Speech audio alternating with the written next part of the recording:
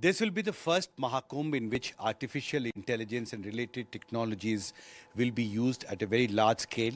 I'm in the Command and Control Center of Prayagraj Nagar Nigam, and I have with me Principal Secretary Urban Development Amrit Abhijat. We can see images of cattle there.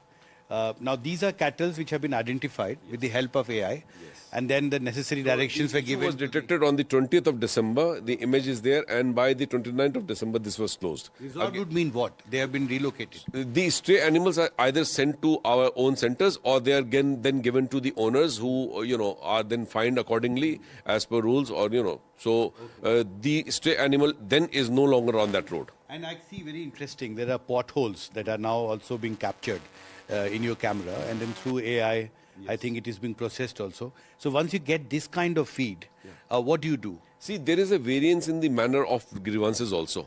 When we had just started this, the potholes as a percentage of overall grievance was much higher. But with the kind of work that we've done, now we see that hoardings become more, because now that Mela is approaching, people with hoardings are, get installed overnight, and then we have to remove them. So potholes have reduced now.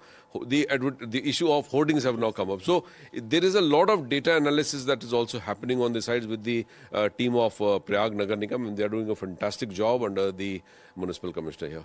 Just two last questions. One on the economy of scale. When you have invited 40 crore pilgrims to come during the Mahakumbh, they will create an economy of a much bigger scale. What is the assessment in terms of the, first, of course, the investments that you have made to create the infrastructure to host around 40 crore pilgrims, but also how does that actually have a multiplier effect on the local economy? I'll tell you something. As a matter of academic interest, the Honorable Chief Minister asked us if there are people who want to study us. Last Kumbh around, Harvard had done a very good study on Kumbh. This time we wrote to 40 institutions, and we got proposals from 42 of them that they really want to come and study what is happening. One of the major important things is urban infrastructure. Broadly speaking, 7,000 crores from government of UP, about 7,500-8,000 from the Government of India.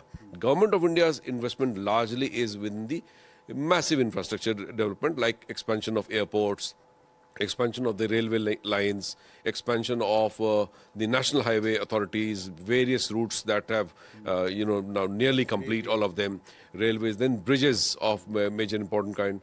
Mostly the state government has invested in the infrastructure here, and also the routes that link up from Mirzapur and Raebareli side and all that. Primarily, our investment is in the roads of PWD, the overbridges, which will solve the problem of congestion of the city in a major way. 70% of the overall investment that the government of UP has done has gone for permanent infrastructure. And when I say permanent, it is largely PWD, Bridge Corporation, irrigation, the Development Authority here. So improvement of roads, improvement of waterways, improvement of the irrigation facilities, the ghats in the Mela area, the improvement of STP plants, which will serve as a big boost to containing the pollution in the river, because the drains which earlier would go into the river will now not be going, and with the use of... Importantly, this investment will last beyond Mahakumbh. These are permanent structures. And also that we've created some structures where tourism will also be promoted, like the development of Shivaji Park, and you may have seen along the airport road the 84 pillars, which are otherwise now known as the Astha Stambh. So, and the development of various other facilities, which is drawing a crowd of about 10,000 people a day, the Kumbh not being there. So it is not only promoting Kumbh per se, but ensuring that urban infrastructure comes in a big way, and a huge boost to the employment potential. The laborers here, the maids, the various agencies working with us, they are feeling that, this is something great that has happened. And I, through the, NDTV channel, invite the entire country and people from all over the world to come and see that the magic that is happening in Prayag. And one last question. This will be a green Mahakumbh?